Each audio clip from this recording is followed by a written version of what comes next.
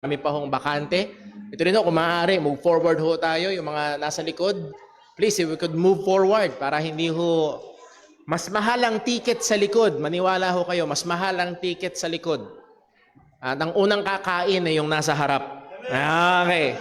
Ang unang kakain ay yung nasa harap. At ang unang kukuha ng ice cream ay yung nasa harap. Please move forward. Yung mga nasa labas pa ho. Brother Daryl, muli pakitawag ho yung mga nasa labas pa.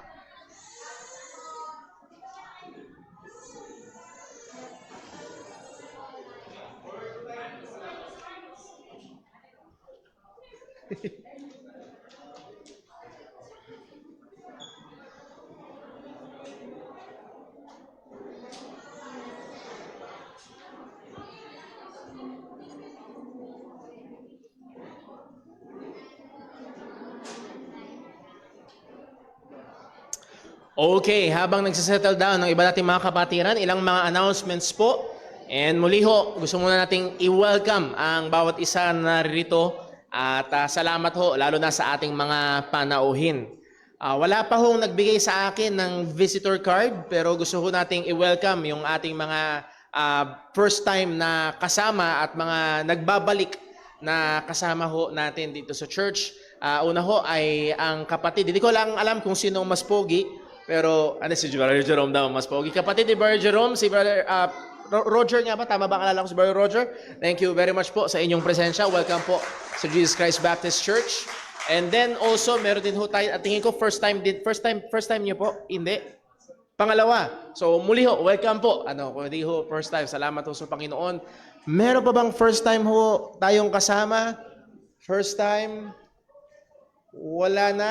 Si Christine, tama ba? Ate Christine, kapitbahay nila nanay. Welcome po sa Jesus Christ Baptist Church. Maraming salamat po. And then yung iba ay mga nagbabalik na panauhin. Purihin po ang Panginoon at salamat at kasama po namin kayo ngayon. At mapansin nyo siguro ay sa ating mga panauhin, hindi ho normal na merong catering ang church. Babalik ako sa Sunday, may catering. Hindi ho, hindi. Meron lang ho espesyal na okasyon ngayon. At bukas ho ay birthday ng aking mahal na ama.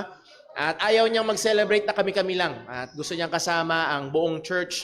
At kaya meron ho tayo dyan. At pinapagamit niya yung okasyon ng kanyang kaarawan para mag-invite at talagang maipangaral ang katotohanan ng ating Panginoong Hesukristo. So sa ating mga panauhin, wala ho kaming ibang layunin. Kundi lalo niyong makilala ang Panginoon at lalo't higit ay mainawaan ang ebanghelyo ng kaligtasan. At salamat po sa inyong presensya. At pagkatapos ho nito, bukas ay meron ho tayong sports fellowship. Mga kapatid, listen po. Listen po. Ayan, para bukas malinaw. Ang oras ho natin sa court bukas, diyan ho sa barangay court ng Guyong. Kung alam niyo ho yung bisita ng Guyong, sa gilid mismo noon, yung kalsada, doon ho papasok. At sa dulo ho noon, makikita niyo yung barangay ng Guyong at yung covered court. Ang oras natin ay 9 to 5 p.m. Hindi tayo pwedeng maaga kasi may gagamit ng 6 to 8:30. Hindi tayo pwedeng magpalit kasi may gagamit ng alas 6. Okay? So talagang yun lang ang oras ho natin. So ang assembly time ho natin ay 8:30 bukas ng umaga. Wag nyo i-goal na 9 kayo aalis ng bahay. No. I-goal natin na 8:30 na hando na tayo, 9 a.m. sharp ay start po tayo at yung mga events ho natin ay nahandyan. So muli, pag hindi kayo naka-sign up, hindi kayo pwedeng maglaro. And ngayon, Brother Paul, marami kami nag-sign up. Pwede nyo hong laruin na dito para doon yung makakalaban nyo yung sa ibang church or doon nyo ho laruin. Then sa hapon yung pinaka-finals. So pag-pray ho natin yan, muli, ang ating kulay ay itim. Wala tayong uniform na pinagawa, pero kulay itim. Okay lang na may konting tatak, pero kulay itim.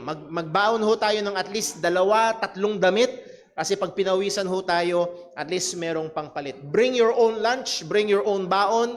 Magdarin ho tayo ng tubig ho natin. At nawa ho ay maging sweet time of fellowship po ito sa ating mga kapatiran. Pinapa-announce na baka magkaroon ng mangailangan tayo ng player ng ML. Nakita ko yung mata ng iba, May nanginginig, may nanginginig.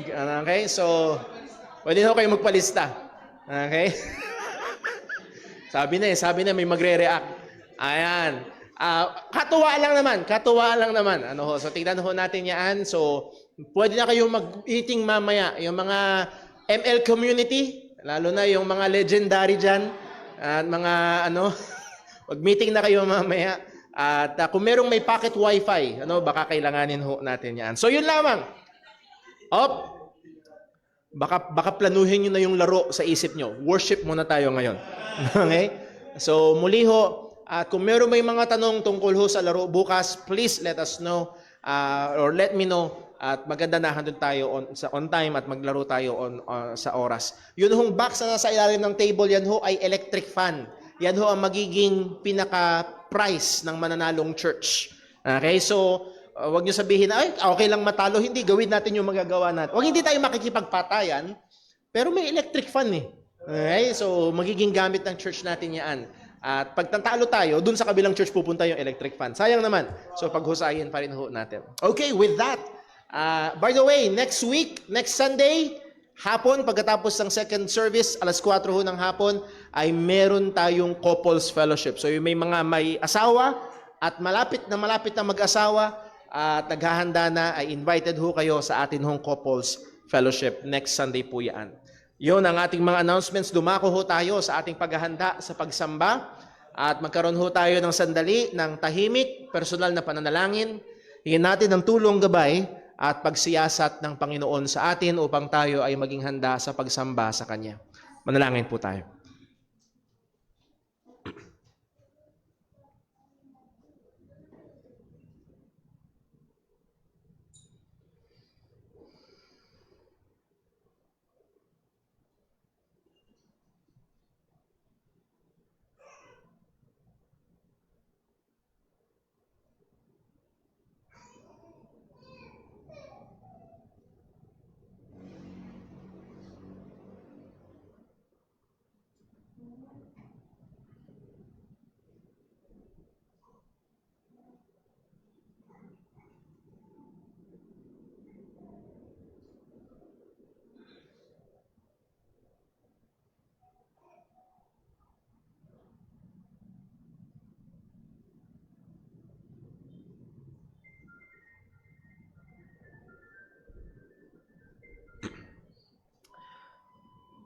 Tayo po ay manalangin. Panginaming Diyos, aming Ama sa langit, kami ngayon ay lumalapit sa iyo. Una, O Diyos, ay nagpupuri, nagpapasalamat sa panibagong araw na iyong binigay sa amin. At ngayong unang araw ng linggo, kami natitipon bilang iyong mga mananampalataya. Nagpapasalamat, nagpupuri sa iyo, O Diyos, na sa amin ay nahabag. Na sa amin, O Diyos, ay binigay mo yung bugtong na anak upang siya ang mamatay at magbayad ng aming mga kasalanan. O Diyos, tunay, wala kaming ibang pag-asa ng kaligtasan kung hindi siya lamang. At Panginoon, kami ngayon ay natitipon upang purihin ka sa iyong mga biyaya, sa iyong mga pagkakaloob ng aming mga pangangailangan. O Panginoon, lalo't higit sa kaligtasan na iyong binigay. At ngayon sa ring ito, kami din ay humihiling, Panginoon, na nawa magdalang habag ka. Maging mabiyaya ka, Panginoon, ngayon sa mga wala pa kay Kristo Jesus. At nawa po sila rin ay dumating sa tunay na pagkakilala kay Kristo. At sila'y mabuhay para kay Kristo. Ama, ikaw pong gumabay sa aming gawain, ikaw pong maluwalhati. At sa bawat bahagi, O Diyos, sa pag-aawitan, pangangaral, sa pagkakaloob, maging sa panahon ng aming pagbabasa ng iyong salita at pananalangin. Nawa ang lahat ng ito, Panginoon, ay maging mabangong samyo sa iyong harapan at maging tunay nga na pagsamba. Patawad po sa aming mga pagkakasala laban sa iyo, O Diyos. At tunay, Panginoon, ang aming pag-asa ng kapatawaran ay walang iba kung hindi nasa aming Panginoong Hesukristo lamang. Salamat po, O Diyos, at siya po'y namamagitan para sa amin. Salamat sa katotohanan ng banal na Espiritu ay nakatahan sa amin. At salamat din po sa katotohanan, Panginoon, na hindi ka malayo, kundi sangayon sa iyong salita, ikaw ay naririto at kasama namin sa pagsamba. Dalangin namin itong lahat sa ngalan ng aming Panginoong Hesukristo. Amen. Stay po tayong lahat at tayo po'y umawit sa Panginoon.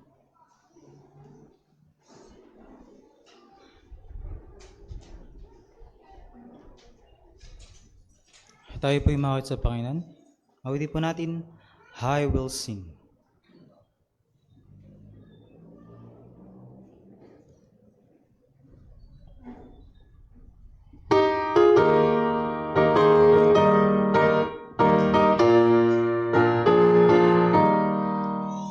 I will sing the wonder story of the Christ who died for me. How he left his home in glory for the cross of Calvary. Yes, I'll sing the wonder story of the Christ who died for me. Sing it with the saints in glory, there by the crystal sea. I was lost, but Jesus found me, found the sheep that went astray.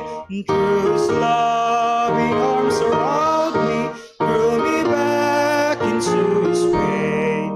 Yes, I'll sing the wonder story of the Christ who died for me.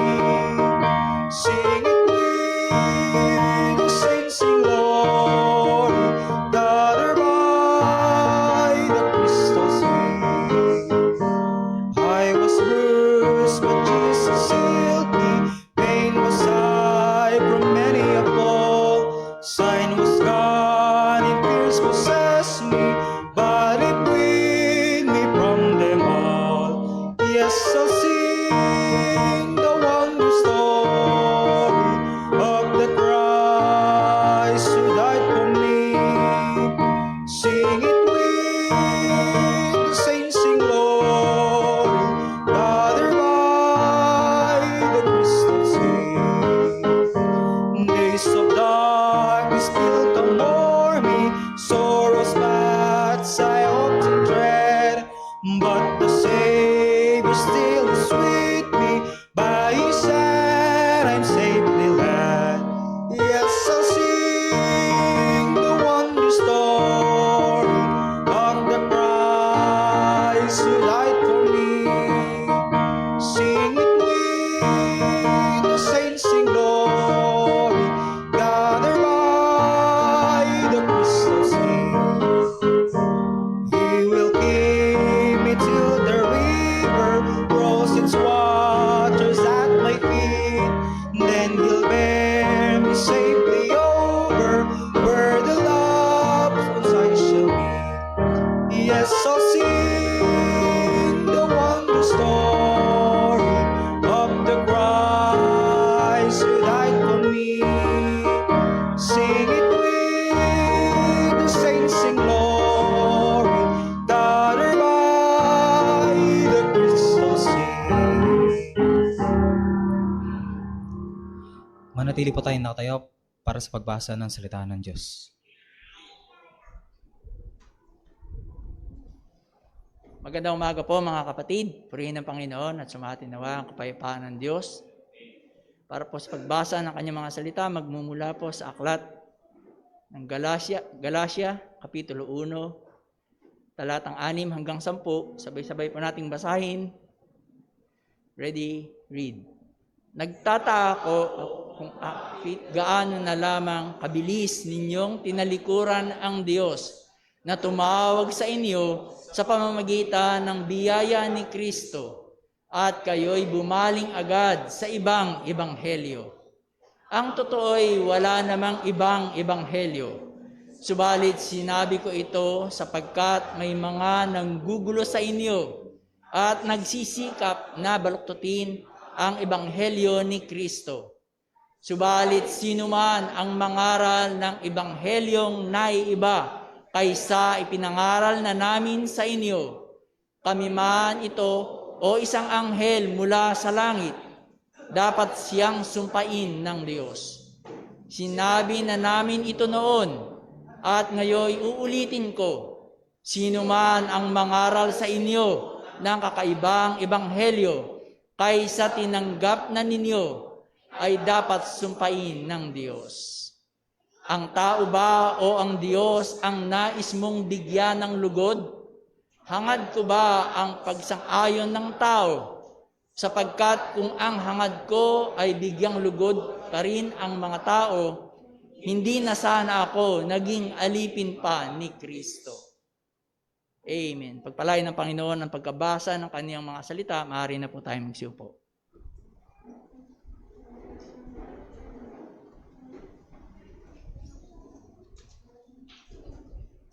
Muli po tayong mawit sa Panginoon. Awitin po natin, My Savior's Love.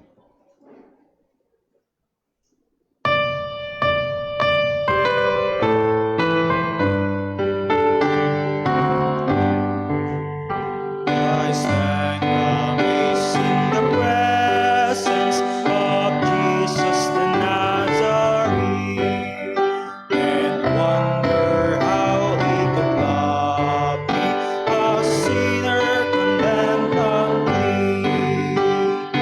Oh, how marvelous, oh, how wonderful, and my song shall ever be. Oh, how marvelous, oh, how wonderful is my Savior's love for me. For me it was in the garden, he prayed out my will but thine. He had no tears for his own lips, but sweet drops of blood for mine. Oh, how marvelous, oh, how wonderful, and my song shall ever be. Oh, how marvelous, oh, how wonderful is my Savior's love for me. In pity, angels beheld him, and came from the world of God to comfort him in the sorrows he bore for my soul that night. Oh, how marvelous, oh, how wonderful, and my song shall ever be. Oh, how marvelous, oh, how wonderful is my Savior's love for me. He took my sins and my sorrows, he made them his very own.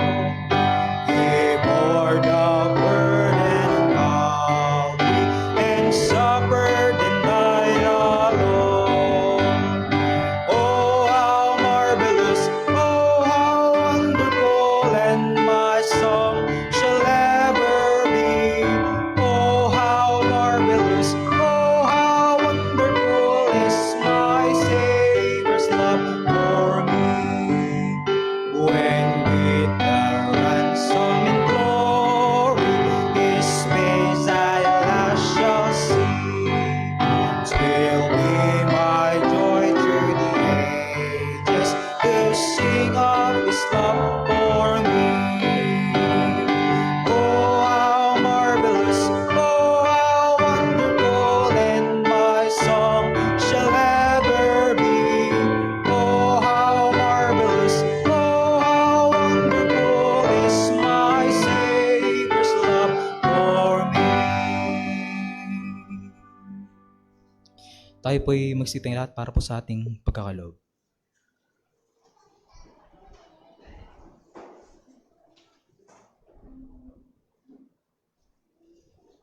Purihin po ang ating Panginoon. Atin pong basahin ang ating basihan sa ating pagkakaloob, ang 2 Corinthians chapter 9 verse 6 hanggang 8. Ready, read. But this I say, he which soweth sparingly shall reap also sparingly, and he which soweth bountifully shall reap also bountifully. Every man according as he purposeth in his heart, so let him give, not grudgingly or of necessity, for God loveth a cheerful giver. And God is able to make all grace abound toward you, that ye, always having all sufficiency in all things, may abound to every good work. Pagpalain po ng Diyos ang pagbabasa ng kanyang mga salita. Tayo po ay manalangin. O aming Ama sa langit, aming Diyos na makapangyarihan, mabiyaya at mapagmahal na aming Ama. O Diyos, kami nagpupuri at nagpapasalamat sa iyo sa umagang ito, Panginoon, na pinagkaloob mo sa amin, Panginoon. Lalo na, O Diyos, kami nagpupuri sa kaligtasan na binigay mo sa amin sa pamamagitan ng iyong anak, ang aming Panginoong Jesucristo, Panginoon. Purihin ka, O Diyos, sa tanging kaligtasan na meron kami ngayon, Panginoon. Maraming salamat po, O Diyos, na binuklod mo kaming mananampalataya ngayon upang magsamba sa iyo. At kalakip nito, O Diyos, ang aming pagsamba sa iyo sa pamamagitan ng mga material na ikaw din naman ang nagkaloob sa amin, Panginoon. Nawa, O Diyos, biyayaan mo kami ng puso na hindi madamot, Panginoon, kundi may tunay na pagbibigay, Panginoon, sa iyo. Nawa, O Diyos, ay alisin mo, O Diyos, sa aming mga puso, Panginoon, ang hindi tapat, O Diyos, na pag-aalay sa iyo. O Diyos, nawa, biyayaan mo kami ng pusong nagagalak talaga, O Diyos, para sa iyo, Panginoon. At nawa, O Diyos, ang mga salaping ito na malilikom ay magamit pa, O Diyos, sa ikalalaganap ng iyong ebanghelyo, Panginoon, ng iyong kaharian, Panginoon. At nawa, maging tulong itong material na ito, O Diyos, sa pagpapalago pa ng pananampalataya ng iyong mga anak, Panginoon. Purihin ka, O Diyos, sa umagang ito. Nagpapasalamat kami sa pangalan ng aming Panginoong Jesus. Amen.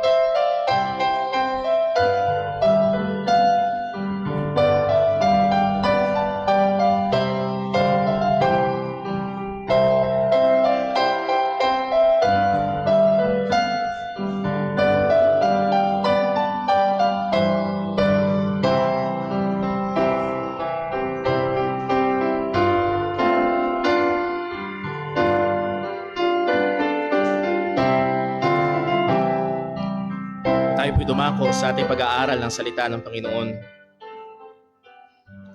Kamakailan ho ay may pinakita sa akin ang aking asawa na isang post sa social media.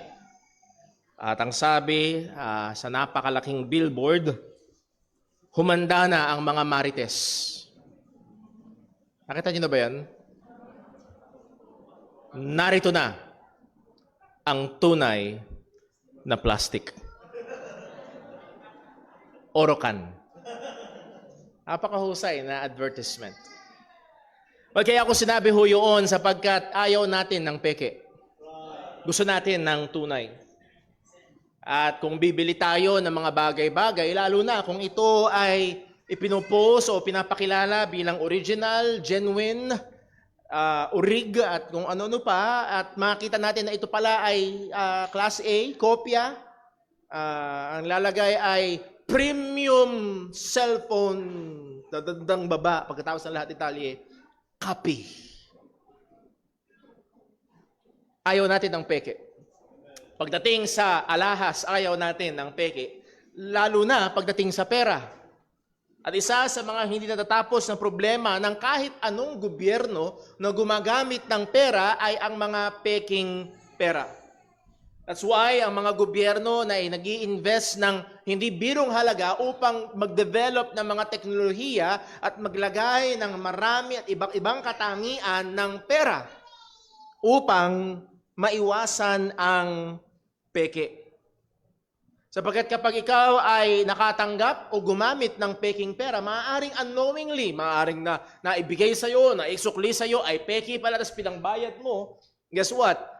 Hindi yung nagbigay sa'yo ang dadalhin sa pulisya, kundi ikaw.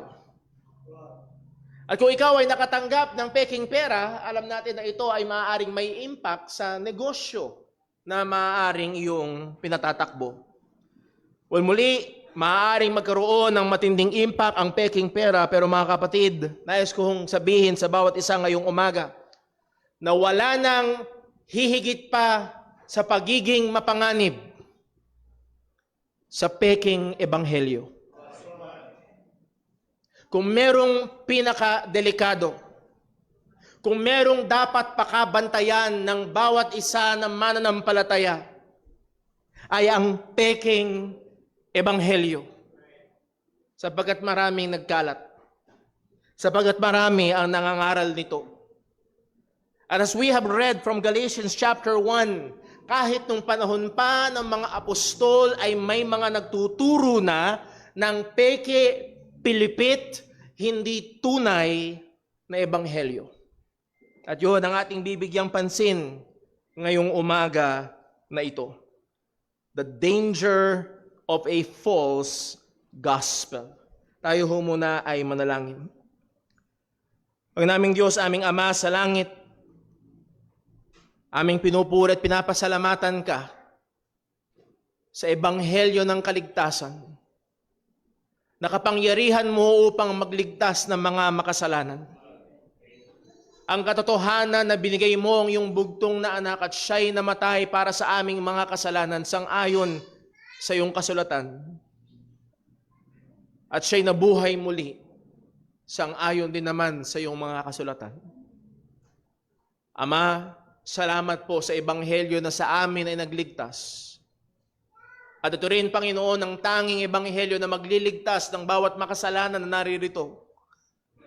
At tulungan mo nawa kami, Panginoon, na maging mapagbantay, maging mapanuri sa napakahalagang bagay na ito. O Panginoon, Ikaw po ang gumabay sa aming pag-aaral ngayong sandali. Ikaw po ang patuloy na maluwalhati.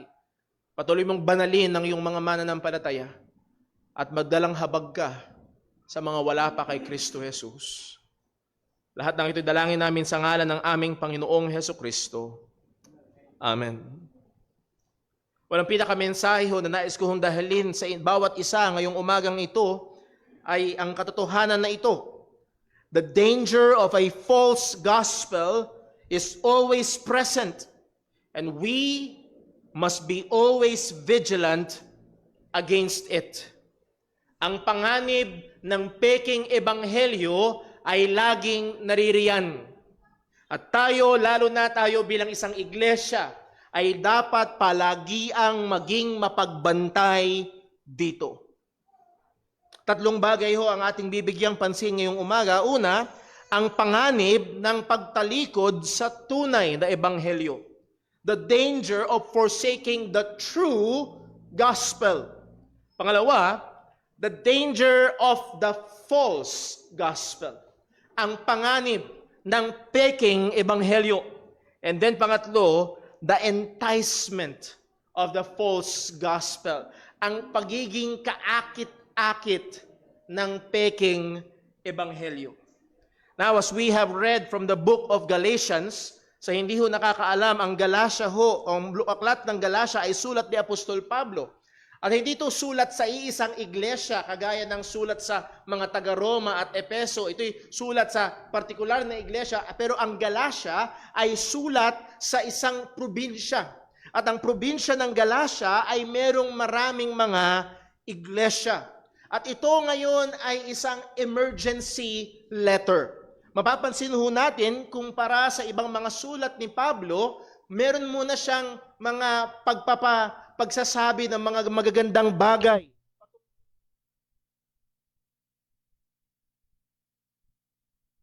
Kung gaano sila nagtatapat sa Panginoon. Meron muna pagsasabi kung paano sila ay nagtatapat at nagpapatuloy sa pananampalataya. At ina-appreciate muna ni Apostol Pablo yung kanilang ginagawa. Pero dito sa Book of Galatians, wala ho ang bagay na yon. Diretso agad sa problema. Pagkatapos silang batiin ni Apostol Pablo at pinaalala sa kanila ni Apostol Pablo ang bigat ng ebanghelyo. Sa verse number 3, tignan ho muna natin sa Galatians chapter 1, ang sabi niya, The grace be to you and peace from God the Father and from the Lord Jesus Christ, who gave himself for our sins. And that is the gospel. Pinaalala ni Pablo sa kanila ang ebanghelyo. Ito ay ang pagbibigay ni Jesus ng kanyang sarili para sa ating mga kasalanan, that He might deliver us from this present world, or from this present evil world, according to the will of God and our Father, to whom be glory forever and ever. Amen. At kung ito-double down pa natin, this gospel gives God glory. And on the flip side, the false gospel, ang peking ebanghelyo, robs God of His glory. Kaya napakahalaga na ating pakabantayan ang ebanghelyo. Then he went straight sa problema, the danger of forsaking the gospel. This is point number 1. Sabi niya sa verse number 6 hanggang verse number 7, ang problemang ito ay hindi maliit. Ang problemang ito ay malala. Kumpara sa tao, ang puso ay malapit ng huminto. Kailangang mag-perform ng emergency treatment. Ang sabi ni Pablo sa verse 6, I marvel that ye are so soon removed from him that called you into the grace of Christ unto another gospel. Paul marvels. And this is not marveling in a good way. Hindi ito, wow! No, ito, anong klase yan? Paano nangyari? Ganong klaseng pagkamangha ni Apostol Pablo. Nang sabi niya that ye are so soon. Napakabilis naman.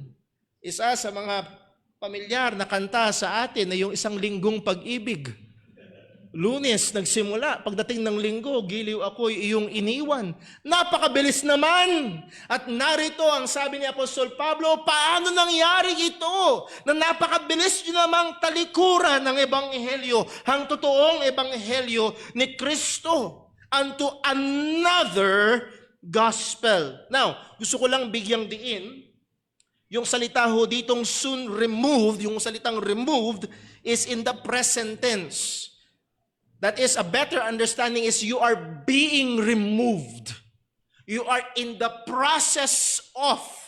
That means na hindi pa tuluyang nag-apostate ang mga iglesia sa Galacia. Hindi pa sila tuluyang tumatalikod kay Kristo, pero this false gospel is invading and creeping in. At nabalitaan ni Pablo at siya'y sumulat ng emergency letter na ito ng Galacia.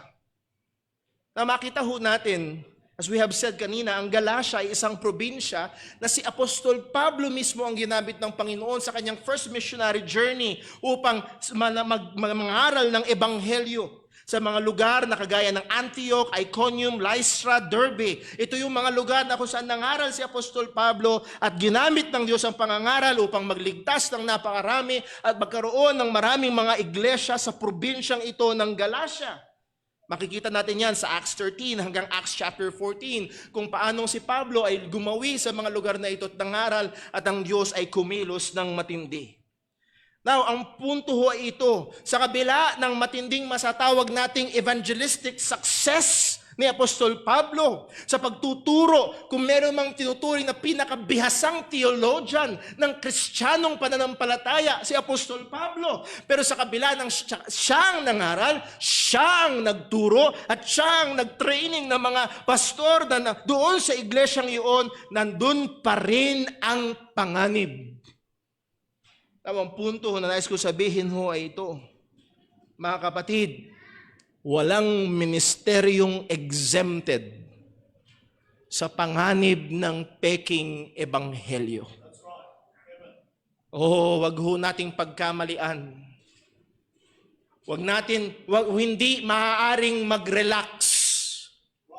Hindi maaaring sabi nga nila, magpapetik-petik na lang. Hindi pwedeng basta mag-cruise control na lang. There must be a constant vigilance. Lalo na sa aspeto na ito ng ebanghelyo. Sa biyaya ng Diyos dito sa JCBC, nakikita niyo ho kung gaano tayo kaseryoso sa pag-aaral ng salita ng Panginoon. Ilang buwan tayo sa Romans chapter 8. Literally, halos 3, 5, 4 na buwan yata tayo nag-aaral ng isang chapter ng Romans.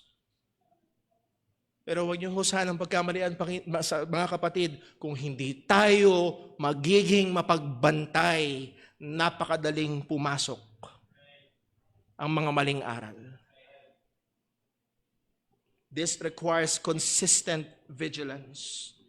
Now, the great danger is this. Hindi lamang noon, kung hindi hanggang ngayon, ay merong panganib ng peking ebanghelyo. Ang sabi ni Pablo sa verse 6, balikan natin, I marvel that you are so soon removed from Him that called you into the grace of Jesus of Christ unto another gospel. At pagsabi niya na another gospel, ang sabi niya sa verse 7, which is not another. Wala ba talaga, Apostol Pablo, another or not another? Walang ibig sabihin ho niyan ni Apostol Pablo, dahil ang ebanghelyo ay ang kapangyarihan o paraan ng Diyos para magligtas, at meron nagtuturo ng ibang paraan para magligtas. Ang sinasabi ni Pablo, wala namang ibang paraan. Meron nagtuturo, pero hindi yun totoo. There is only one gospel.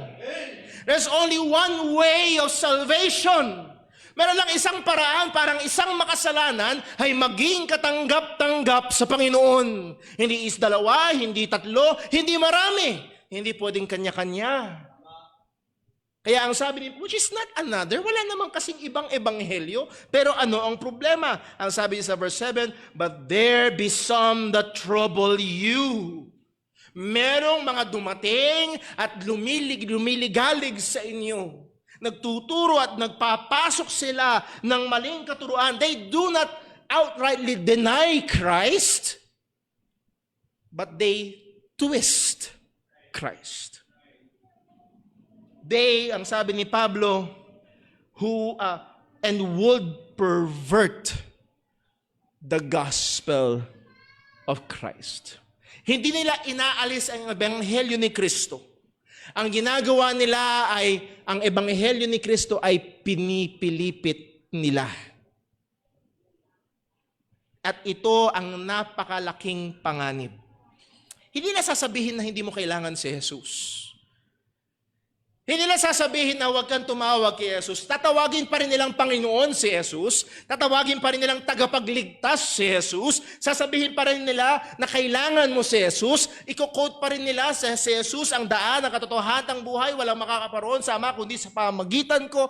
Pero in a very deceitful way, pipilipitin nila ang ebanghelyo. Isang example nito ay sa Acts chapter 15, sa very early time ng church. Acts chapter 15 verse 1. Ang sabi ito, and certain men which came down from Judea. Nasa ng Judea? Nahandun sa Israel, nahandun sa Jerusalem. Galing sila sa sentro, ika nga. Taught the brethren and said, except ye be circumcised after the manner of Moses, ye cannot be saved. Galing sila doon. Kumbaga sa panahon natin ngayon, galing sila sa Bible College. Galing sila sa seminary. Galing sila sa lugar kung nasa ng mga apostol at sila'y dumating dito sa mga iglesia at nagtuturo sila na liban na kayo'y tuliin, hindi kayo maliligtas. Hindi nila sinasabing hindi kailangan si Jesus. Pero sinasabi nila, kailangan mo si Jesus at pagtutuli. Kulang si Jesus. May kailangan kang gawin. May kailangan kang idagdag. Hindi sapat ang ginawa ni Jesus. At mga kapatid, ang naging epekto nito sa verse 2, basahin natin. When therefore Paul and Barnabas had no small dissension and disputation with them. Ang sabi, no small, ibig sabihin, it's big. I could almost imagine ang mainit na argumento sa pagitan ng mga ito at ni Apostol Pablo at ni Barnabas. At kailangan lang, bakit? dahil nasasalaula at napipilipit ang ebanghelyo. Ang sabi niya, they went therefore to Jerusalem, to the apostles. Ito nga yung example ng council. And as I've said, merong laking panganib sapagkat it is still the same today. Maaaring sila'y nagdalang Biblia. Maaaring sila'y nagsasabing sila'y Kristiyano at sumasamba sa Panginoon. Pero sila'y nagsasabi na si Jesus pa rin ang daan patungo sa Ama. At sasabihin nila, pareho lang. Pero kailangan nating maging mapagbantay sapagkat sila ay nagpipilipit ng ebanghelyo ng ating Panginoong Hesukristo. Wag nating isipin, Brother Paul, napaka-close-minded mo naman, 100 lang. Mga kapatid, hindi ako ang close-minded. Ang salita ng Diyos ang nagsabing isa lang ang paraan. Hindi pwedeng kanya-kanya. So kung narito ko ngayon, at ang isip mo ay ito, kanya-kanya yan. Yan ang sayo, yun ang sa kanya, ito ang akin, magkakaiba ang daan natin, magkita-kita na lang tayo doon. Well, ang pwede lang mangyari ay magkita-kita kayo sa impyerno kung puro mali ang daan. Pero kung magkakaiba kayo ng daan, hindi pwede magkikita-kita kayo sa langit sapagkat iisa lang ang daan. At ang panganib ay ito, pagdadagdag ng ritual, pagdadagdag ng sakramento, pagdadagdag ng pag-anib, pagdadagdag ng water baptism, pagdadagdag ng pagsunod sa mga kautusan, pagdadagdag sa pagpapatuloy, pagdadagdag ng, ito pang isa, pagdadagdag ng mga sikretong pangalan. Kailangan mong malaman ng sikretong pangalan ng Diyos. Mga kapatid, isang usong-uso sa mga Baptist churches, and I'm sad to say this, pagdadagdag ng panalangin.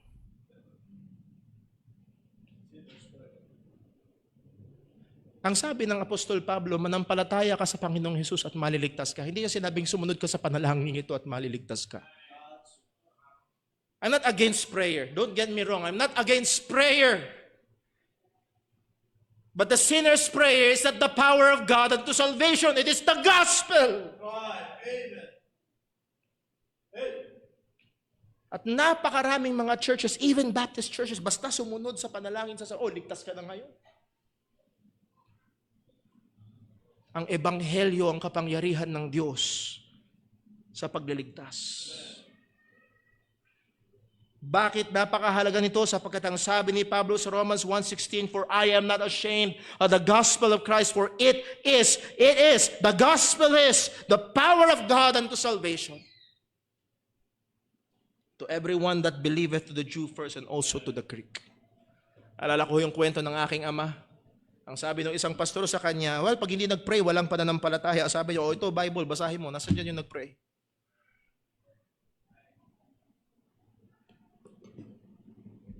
Again, I'm not against prayer. Pero kung ito ay susubukang ilahok sa ebanghelyo, at yung iba ipinangpapalit sa ebanghelyo, mga kapatid, sa sarili kong Bible school na pinanggalingan, ang sabi ng isang Bible student, okay mga bata, lapit kayo. Gusto nyo sa langit o sa impyerno? Siyempre sa langit. Sino magdadala sa inyo sa langit? Si Jesus. So sino gustong tumanggap kay Jesus? Kami. Sunod kayo sa prayer na ito, ha? Ngayon, tandaan nyo, tinanggap nyo na si Jesus, pupunta na kayo ng langit. Anong wala doon? Wala ang ebanghelyo. Pero sinabihin niyo yung mga bata, patungo na sila ng langit. Mga kapatid, mag-ingat ho tayo. Walang church or organization na exempted dito. A false gospel will lead to a false hope. Mapanganib. Number 2, the danger of the false gospel. Anong danger nito? Ang sabi sa verse 8, tignan ho natin. But though we or an angel from heaven preach any other gospel unto you than that which we have preached unto you, let him be accursed. Nagbigay ng hypothetical situation si Apostol Pablo, kahit na kami, sino yung kami? Kahit kaming mga apostol, Pag nagturo kami ng ibang ebanghelyo, hayaan at dapat kaming masumpa. Ang sabi pa ni Apostol Pablo, hindi lang kami, kahit anghel pa mula sa langit. Halimbawa, isang araw, pag naglabas nyo ng bahay nyo, may biglang pumapagaspas ang pakpak. At ang sabi, Zosimo, ako'y anghel mula sa langit. At nais kong sabihin sa iyo, ang bagong paraan ng kaligtasan. Kailangan lang ng mga tao na sumunod sa ikapitong utos. Yun lang. Bye-bye. Oh, mga kapatid, 1,000 anghel man ang magsabi ng ibang ebanghelyo. Ang sabi ng salita ng Diyos, hayaan niyo siyang masumpa. Sumpain siya ng Diyos. Ang punto ay ito, hindi ang mensahero, hindi ang pangalan o ang grupo, hindi ang personalidad ang nagba-validate sa message. Ang message ang nagba-validate sa messenger. Nakuha niyo ho? Hindi dahil kilala, hindi dahil may MD, DD at kung ano-ano pa na letra sa kanyang pangalan at sasabihin napaka-edukado, if he is preaching another gospel, let him be accursed. Well, saan natin yan ibabatay? Ibabatay ba yan sa nakalakihan? Ibabatay ba natin yan kung saan tayo namulat? Ang sabi ni Pablo, basahin natin muli sa verse 8, preach any other gospel unto you than that we have preached. Saan nila ikukumpara? Doon sa ipinangaral na sa kanila. Sa verse number 9, uulitin niya ni Apostol Pablo, I say unto you again, sabi niya sa verse number 9, as we have said before, sinabi na namin, sasabihin namin ulit ngayon. So say I now again, if any man, ngayon hindi na hypothetical. Sabi ni Pablo, kami man o anghel. Ngayon ang sabi ni Pablo, kahit sino man, sapagkat meron ng mga nangangaral sa Galatia. Kahit sino man, if any man preach any other gospel unto you, again saan ikukumpara? Than that ye have received. Let him be accursed. Let him be accursed. So ang pagbabasihan ay yung pinangaral na ebanghelyo. Bakit ito delikado? Sapagkat ito ay nag-aalis ng isang tao kay Kristo. Ang sabi niya sa verse 6, I marvel that ye are so soon removed from him that called you into the gospel of Christ. Kapag ang isang tao ay tumanggap at niyakap niya ang peking ebanghelyo, hindi ibig sabihin na wala siya kay Kristo, hindi ibig sabihin na wala ang kanyang kaligtasan. It just shows na hindi siya tunay na naging kay Kristo. Sapagkat ang sabi ni Kristo, wala makakaagaw sa kanila sa aking mga kamay. Pero ang sabi ni Juan na ito sa 1 John chapter 2 verse 19, they went out from us, but they were not of us. For if they had been of us, they would no doubt have continued with us, but they went out that it might be made manifest that they were not all of us. Halimbawa, narito ka ngayon, sa biyaya ng Diyos, nagpapakilala kang Kristiyano. Maliwanag sa isip mo ang ebanghelyo ng kaligtasan. And then one day, nasumpungan mo yung sarili na malayo na at ayaw mo na kay Kristo. Ayaw mo na sa Biblia. Ayaw mo na sa pagiging Kristiyano. Hindi ka na naniniwala sa Diyos. Hindi ibig sabihin nun nawala ang kaligtasan. Yun ay nagpapakita ng una pa man din, hindi ka tunay na naligtas. Sapagkat walang makakaagaw sa atin sa kanyang mga kamay. As we have studied from Romans chapter 8, what shall separate us from the love of God in Christ Jesus? Are you convinced? Yes, we should be. No, walang makakapaghiwalay sa atin. So kahit sino man ang nagtuturo ng ibang paraan ng kaligtasan o subukang magdagdag sa gawa ni Kristo para sa kaligtasan at maging katanggap sa Panginoon, ito ay dapat ituring na peking ebanghelyo. At ang sabi ni Pablo, let them be accursed. Ang ibig sabihin ng accursed, or when ang Bible ay nag-pronounce ng curse or anathema, ang ibig sabihin niyan ay God's wrath, God's judgment, God's curse ay nasa kanila. Ang kanilang bahagi ay sa impyerno. At huwag tayo dapat magbigay pansin sa mga nagtuturo ng maling ebanghelyo. The very least notice na kailangan natin ibigay sa kanila ay subukang ibahagi sa kanila ang tunay na ebanghelyo. Muli, nagbigay babala si Pablo. Ang sabi niya, as we have said before sa verse 9, and so I now say again, if any man preach any other gospel than that ye have received, let him be accursed. Ano itong ebanghelyo na kanilang tinuro? Okay, Brother Paul, pag may nagturo ng iba, huwag dapat tanggapin. Well, ano ba yung itinuro? Sa 1 Corinthians chapter 15 ay meron tayong basihan. 1 Corinthians chapter 15 verse 1. Basahin natin ang sabi ng salita ng Panginoon. 1 Corinthians 15 verse 1. Moreover, brethren, I declare unto you what? The gospel. So ano ang i-declare ni Pablo? It's the gospel. At ito yung pagbabasihan natin. Ito yung magiging standard. I preach unto you the gospel which I preach unto you, which also ye have received, wherein ye stand. Ito yung tinanggap nyo. Binangaral ko sa inyo noon, tinanggap nyo, at dito kayo nakatayo. Verse 2, by which also ye are saved. Ano yung which? The gospel.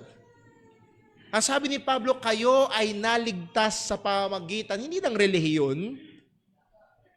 Hindi sila naligtas sa pamamagitan ng 10 utos o ng pagpapakabait o ng water baptism. Sila naligtas sa pamamagitan ng ebanghelyo.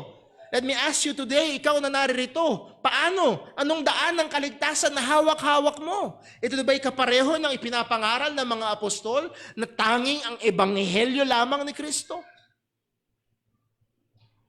Ang sabi niya, by which also ye are saved, if ye keep in memory that which I preach unto you. Again, this is an unfortunate translation. Wala yung word na memory sa Greek. Hindi ibig sabihin kabisado mong ebanghelyo, ligtas ka na. I mean, if you keep the gospel, if you persevere in the gospel, if you remain steadfast in the gospel, yun ay patunay na kayo ay ligtas. So hindi to salvation by keeping. It is an evidence, the keeping of the gospel is an evidence that you are truly saved. Unless ye have believed in vain. Ito yung sinabi natin kanina, if you do not keep the gospel, yung profession mo ng faith, walang kabuluhan. Hindi totoo. Maaring umiiyak ka pa, tulo, luha, tulo, sipon. I love you, Jesus. After some years, wala na. Wala na. Sa ngayon sa Biblia, peke. Walang problema sa ebanghelyo. Ang problema doon, yung pananampalataya ay hindi totoo. Hindi ang pagiging emosyonal ang hindi ang pagiging emosyonal ang patunay ng tunay na ebanghelyo, ng tunay na pananampalataya. Isa sa pruweba, sabi nga ni Pablo, if ye keep which I preached unto you. Verse number 3. Well, ano yun? Ano ba yung pinangaral? Ano ba yung sinampalatayanan? Ano ba yung nagligtas sa kanila? Ano ba yung dapat panatilihin na tanganan? Ang sabi sa verse 3, for I delivered unto you first of all that which I also received. I always point this out, mga kapatid. Aking ipinangaral sa inyo, first of all, yun din namang aking tinanggap.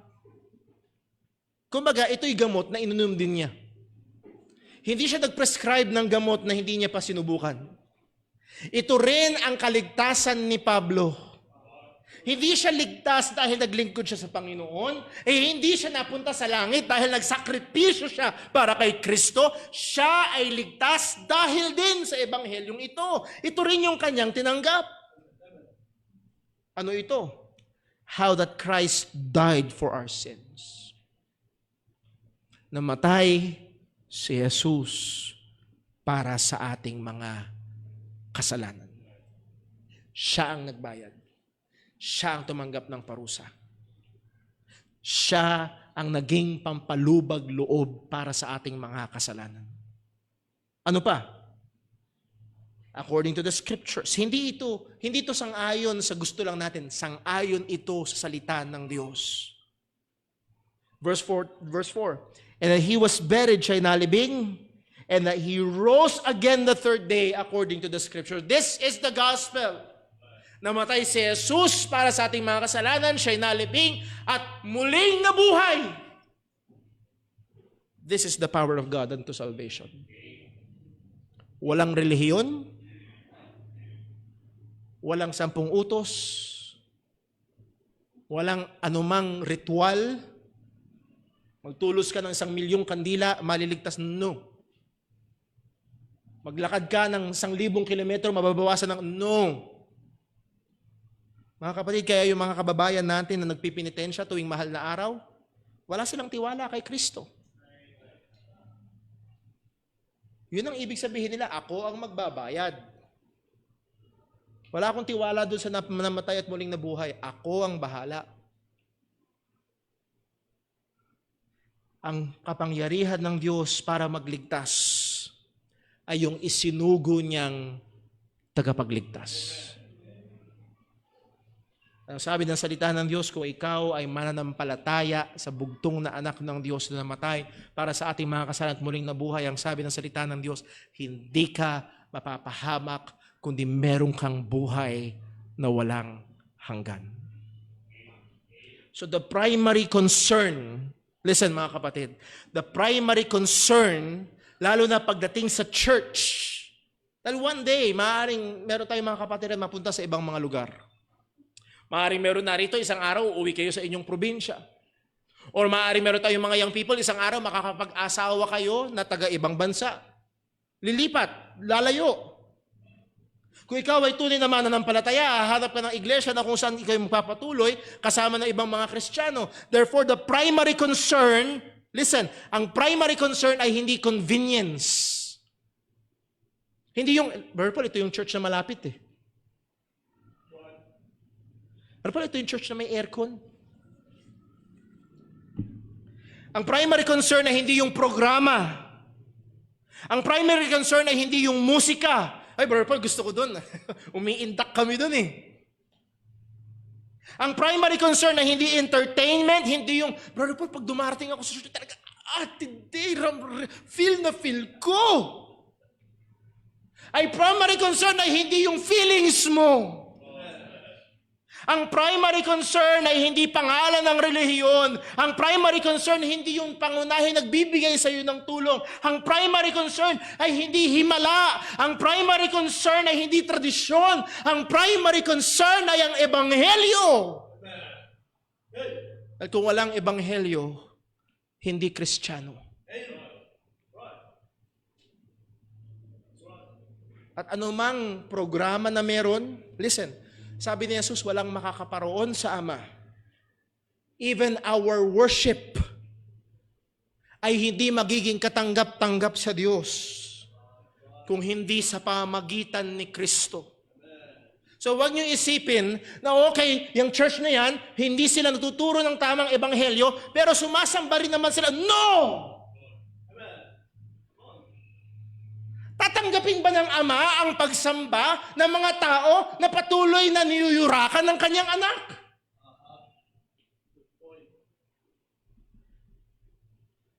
So ang primary concern when it comes to the church is the gospel. And if the gospel is that there, it is not a church. Not a true Christian church.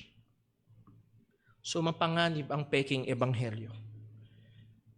Pero Brother Paul, kung ganyan kapanganib, Kung magdadala ito sa kapahamakan, bakit maraming taong yumayakap dito? Well, dahil kaakit-akit ang peking ebanghelyo.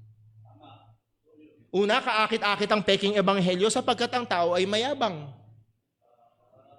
Kung merong pangunahing idinadagdag sa ebanghelyo, ang pangunahing dinadagdag sa ebanghelyo ay ang gawa ng tao.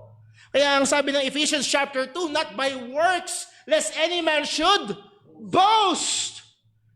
Mga kapatid, hanggang ngayon nagmamalaki ang Amerika. Sila pa lamang ang nakapaglagay ng tao sa buwan. Buwan lang yun, ha? Narating lang ng mga Amerikano ang buwan. Hanggang ngayon, ipinangangalandakan nila. Paano kung nakarating ang tao sa langit sa pamamagitan ng kanyang sariling gawa? Anong purihin ng Diyos? Ako ang purihin mo. Ako gumawa nito eh. Anong praise Jesus Christ? Praise me! I maintain my goodness para makarating. Karapat-dapat lang ako.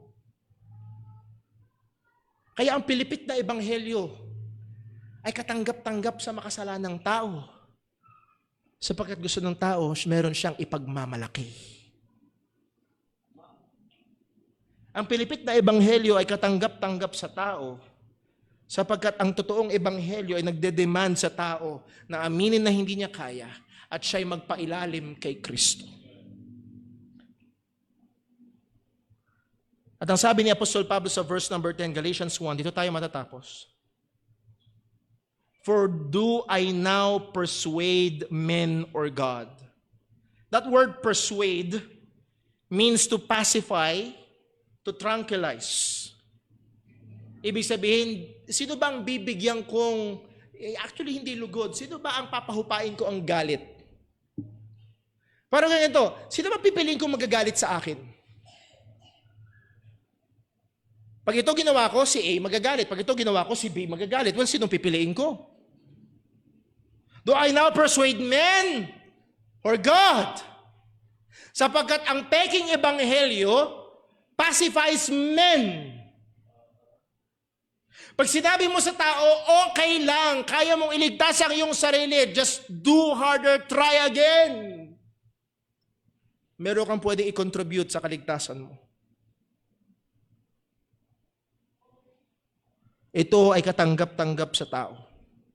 Pero pag pinangaral mo ang katotohanan na itong karpenterong Hudyo na napinako sa krus at sasabihin mong nabuhay muli, ha?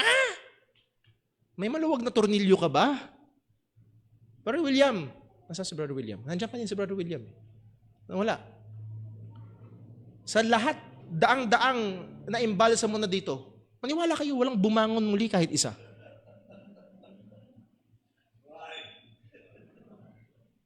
Tapos sasabihin mo, yung tagapagligtas mo, yung namatay, tapos nabuhay muli, oh, come on! Kaya maraming mga tao sa Western countries, developed countries, ang tingin sa Ebanghelyo, sabi nga ng Biblia, to the Greeks, it's foolishness. To the Jews, it's a stumbling block.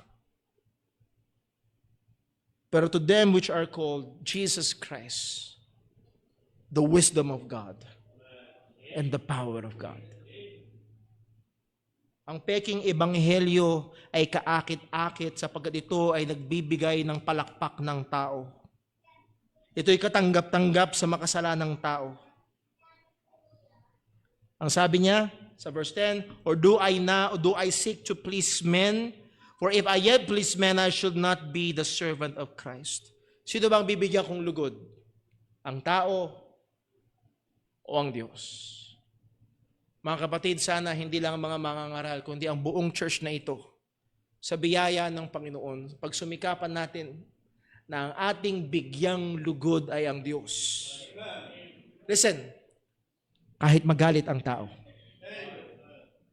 kahit dumating ang pag-uusig, mananatili tayo nakatungtong sa tunay na ebanghelyo at babantayan natin ito.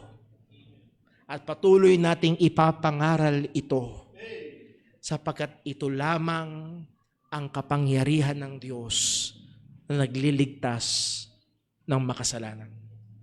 Now, let me end this way. Sa mga bisita ho namin, at sino mang naririto at ngayon nais kong tanungin ka, Ikaw ba ay sumampalataya na sa tunay na ebanghelyo? Totoo mo na bang tinanggap si Kristo bilang iyong Panginoon at tagapagligtas?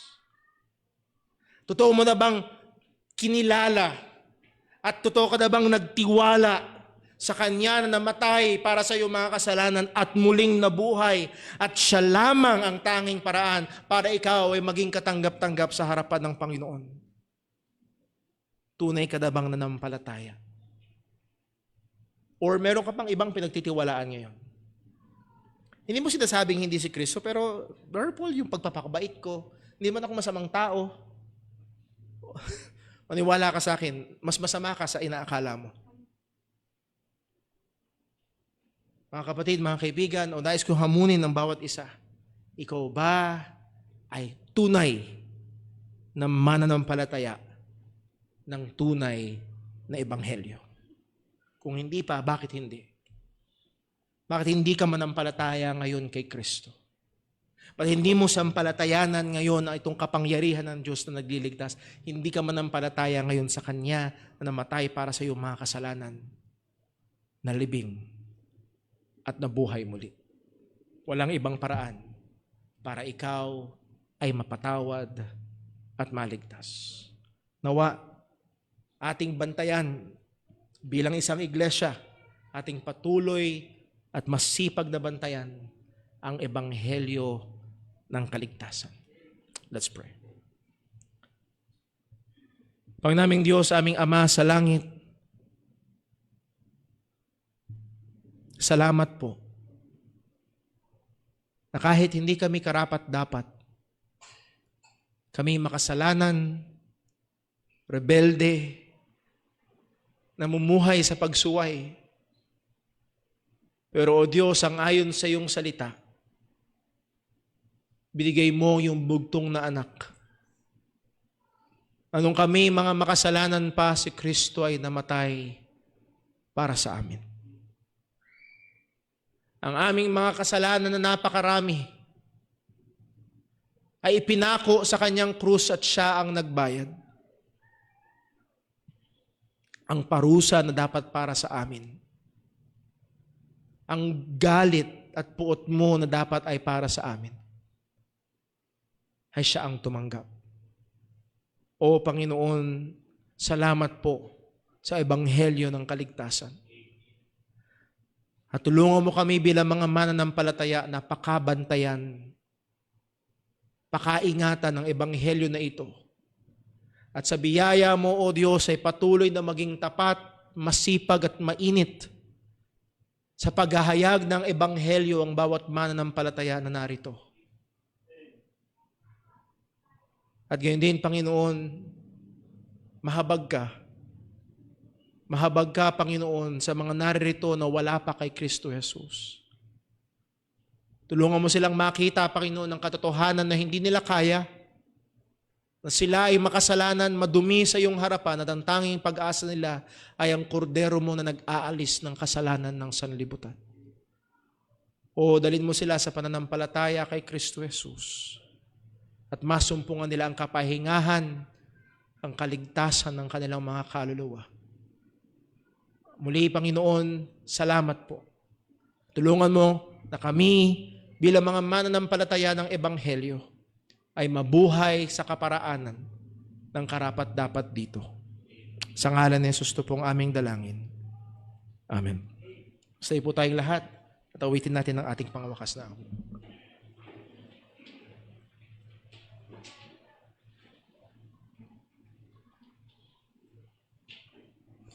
Tayo ba'y mawit sa Panginoon?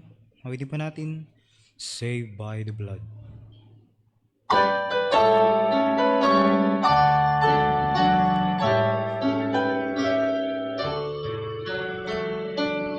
Saved by the blood of the crucified One, a ransom from sin and a new work begun. Sing praise to the Father and praise to the Son.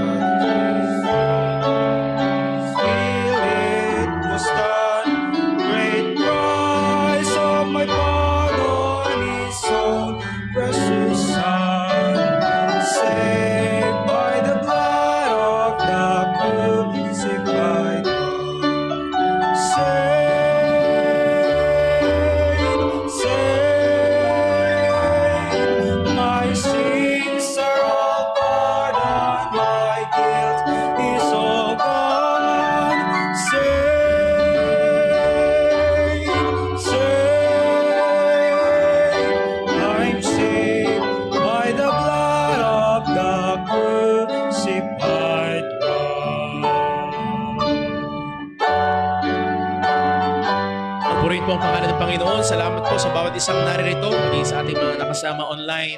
Muli, mga kapatid, kabantayan natin ang napakahalagang ebanghelyo ng kaligtasan at nawa, bawat isa sa atin ay maging masipag na behikulo nito upang maihatid ito sa mga tao na wala pa kay Kristo. Kung meron man ho sakali, lalo na sa ating mga panauhin na may tanong patungkol sa ebanghelyo, patungkol sa kaligtasan, pwede nyo akong lapitan o ilan sa mga deacons natin, mga leaders natin dito sa church. Pwede ho kayong magtanong at pag-usapan ho natin yan. Nawa ho, ay ang ating mga napag-aralan ay patuloy nating pagbulayan sa buong lunggong ito. Ang mga katotohanan ng Diyos ay patuloy na maging gabay sa atin. At sa ating pagtatapos, nawa, ang pagmamahal ng ating Ama, ang biyaya ng ating Panginoong Jesucristo, at ang kapangyarihan ng Banal na Espiritu ay sumabawat isa sa atin. Patuloy tayong maging maliwanag na ilaw at maalat na asin sa man tayo nilagay ng ating Panginoon. Dito nagtatapos ang ating gawain ng pagsamba at inaanyahan pong bawat isa na magsiupo po muna.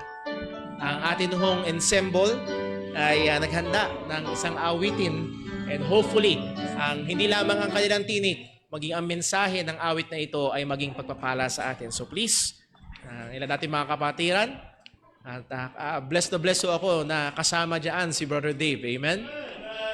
Purihin po ang Panginoon. So pakinggan po natin.